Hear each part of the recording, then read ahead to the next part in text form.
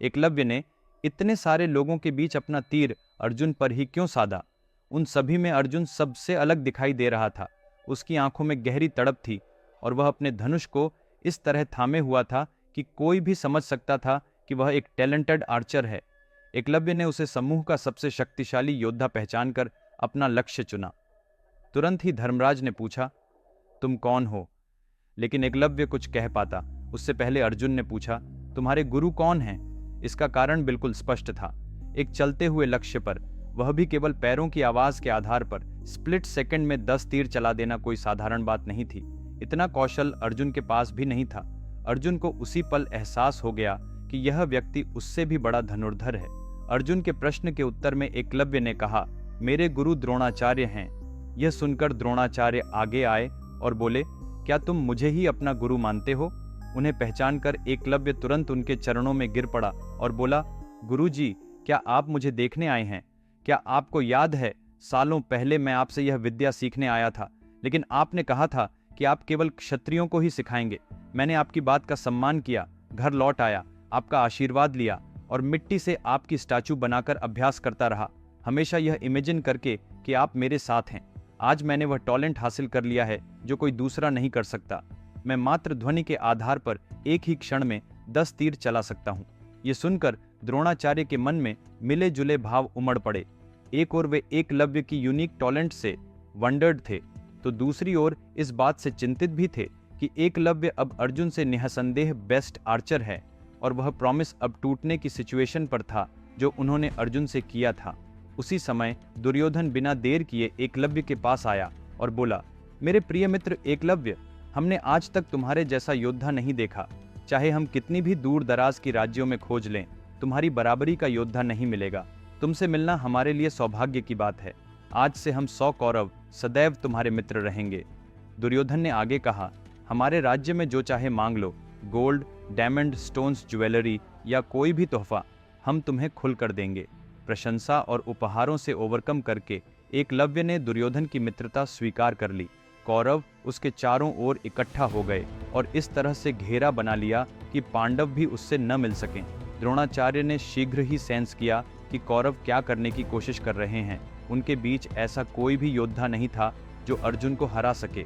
अब एकलव्य को मित्र बनाकर कौरव अर्जुन को चुनौती देने के लिए एक प्रबल कॉम्पिटिटर तैयार कर रहे थे। यदि यह स्थिति आगे बढ़ती गई तो एकलव्य अर्जुन को आसानी से हरा सकता था और कौरवों को रोकना असंभव हो जाता। द्रोणाचार्य समझ गए कि उन्हें तुरंत कुछ करना होगा। एकलव्य की ओर मुड़कर उन्होंने पूछा, एकलव्य, क्या तुम वास्तव में मन, वचन और कर्म से मुझे ही अपना गुरु मानते हो? एकलव्य ने बिना हेसिटेट किए उत्तर दिया, जी गुरुजी, इसमें कोई संदेह नहीं। तब द्रोणाचार्य ने कहा, यदि ऐसा है तो मैं तुमसे गुरु दक्षिणा मांगता हूँ, क्या तुम मुझे दोगे? हमेशा की तरह विनम्र एकलव्य ने कहा, गुरुजी, मैं तो बस एक भीड़ हूँ। मेरे पास गुरु दक्षिणा के नाम पर टाइगर स्किन, एलिफेंट टीथ और मांस ही हैं, लेकिन जो कुछ भी मेरे पास है वह सब अर्पित कर दूंगा। द्रोणाचार्य ने एक पल के लिए ठहरकर एकलव्य को देखा, फिर बोले, मुझे वह चाहिए जो सिर्फ तुम दे सकते हो। मुझे तुम्हारे राइट हैंड का अंगूठा चाहिए। यह सुनकर चारों ओर सन्नाटा छा गया। द्रोणाचार्य सोच ही रहे थे कि क्या एकलव्य उनकी बात मानेगा, तभी उन्होंने देखा कि वहां खड़े सभी लोग जमीन की तरफ देख रहे हैं। एंग्जाइटी से उन्होंने नीचे नजर घुमाया तो पाया कि धरती पर पहले से ही कटा हुआ अंगूठा पड़ा था। एकलव्य ने बिना एक पल वेस्ट किए अपना अंगूठा काटकर गुरु के चरणों में रख दिया था। द्रोणाचार्य चकित रह गए। उन्हें उम्मीद नहीं थी कि एकलव्य इतनी बड़ी आहुति दे देगा। पास ही अर्जुन की आंख से एक आंसू ढुलक गया। उसके हृदय में यह सोचकर पीड़ा हुई कि इतने महान योद्धा के साथ कितना बड़ा अन्याय हुआ है और शायद वह स्वयं इसकी रीजन है। एकलव्य का रक्त जमीन पर बह रहा था, जिसकी कुछ बूंदें दुर्योधन के चेहरे पर भी आ गिरी। भले ही एकलव्य ने केवल अपना अंगूठा काटा था, पर दुर्योधन को लगा मानो उसकी अपनी गर्दन ही कट गई हो। द्रोणाचार्य को लग रहा था कि उन्हें जो दुर्लभ मौका मिला था उसमें भी वे अपने टारगेट को पूरा करने में पीछे रह गए। उन्होंने सोचा, शायद मुझे जीवन में ऐसा अवसर फिर कभी न मिले। अगर दोबारा ऐसा समय आया तो मैं इसे सुरक्षित रखने के लिए कुछ भी करूंगा, चाहे अपना गोल्ड, गिफ्ट, राज्य या फिर अपना जीवन ही क्यों न देना पड़े। अपने सिर को झुकाए और दिल में गहरी भार लिए द्रोणाचार्य वहां से चले गए। मित्रों, क्या एक कहानी इतनी अद्भुत हो सकती है कि इंसान अपना पूरा जीवन भूल जाए? क्या आप मानेंगे कि यदि आप यह कहानी अपने बच्चों को सुनाएं तो वे जीवन में आवश्यक सभी मूल्य सीख सकते हैं? क्या आप मानेंगे कि चाहे वर्तमान में या भविष्य में आपके सामने कितनी भी चुनौतियां क्यों न हो, उनका समाधान सिर्फ एक ही कहानी पढ़कर मिल सकता है? हाँ, यह संभव है, और यह सब संभव है मानव इतिहास के सबसे महान महाकाव्य महाभारत के माध्यम से। यह कहानी किसी भी ब्लॉकबस्टर फिल्म से 100 गुना बड़ी है, यह हमारा वादा है। विक्रमादित्य के शब्दों में लिखी संपूर्ण महाभारत 2 भागों में पुस्तक और ई-बुक के रूप में अमेज़न एवं 43 अन्य ऑनलाइन स्टोर्स पर उपलब्ध है। ये दुनिया भर में 54 भाषाओं में प्रकाशित हुई है। इस वीडियो के नीचे दिए गए डिस्क्रिप्शन में लिंक दिए गए हैं, अभी ऑर्डर करें, क्योंकि यह केवल एक किताब नहीं, यह आपके जीवन के लिए एक संपूर्ण पुस्तकालय है। उधर अर्जुन द्रोणाचार्य के पास गया और पूछा, आचार्य, क्या आपने यह सब मेरे लिए किया? द्रोणाचार्य ने उत्तर दिया, अर्जुन, मैंने यह सब धर्म के लिए किया, और वहां से चले गए। अर्जुन पास के एक सरोवर के किनारे अकेला बैठा, रात घिर आई थी। नकुल और सहदेव उसके पास आए और बोले, अर्जुन, तुम इतने उदास क्यों हो? अर्जुन ने कहा, एकलव्य ने अपना अंगूठा खो दिया, इसलिए अब मुझे महान कहा जा रहा है। यह मैं स्वीकार नहीं कर सकता। मैं एकलव्य से महान नहीं हूँ। सच तो यह है कि मैं सिर्फ इसलिए महान कहलाता हूँ क्योंकि अब एकलव्य मुझे चुनौती देने के लिए मौजूद नहीं है। एकलव्य तो सिर्फ ध्वनि सुनकर तीर चला सकता था। उसे सचमुच पीछे छोड़ने के लिए मुझे स्वयं को ही पार करना होगा, एक और ऊंची विद्या सीखनी होगी। नकुल, सहदेव, मैं केवल ध्वनि पर निर्भर नहीं रहूंगा, बल्कि अंधेरे में तीरंदाजी का अभ्यास करूंगा। अगर मैंने इसमें महारत पा ली तो निस्संदेह मैं सबसे महान योद्धा बन जाऊंगा। दृढ़ निश्चय के साथ अर्जुन ने अंधेरे में अभ्यास करना शुरू किया। उसके कौशल की पीक यह था कि जब नकुल और सहदेव हवा में मुट्ठी भर जामुन उछालते तो वे जमीन पर गिरने से पहले ही अर्जुन के तीर लगने से 2 टुकड़ों में बंट जाते। इतनी उच्च सिद्धि अर्जुन ने प्राप्त कर ली। एक दिन अर्जुन अपना कौशल दिखाने द्रोणाचार्य के पास पहुंचा।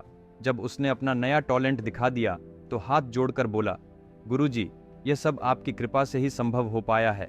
आपने एकलव्य को शिक्षा नहीं दी थी, फिर भी आपने उससे गुरु दक्षिणा ली, लेकिन आपने हमें इतना सिखाया और कभी कुछ नहीं मांगा।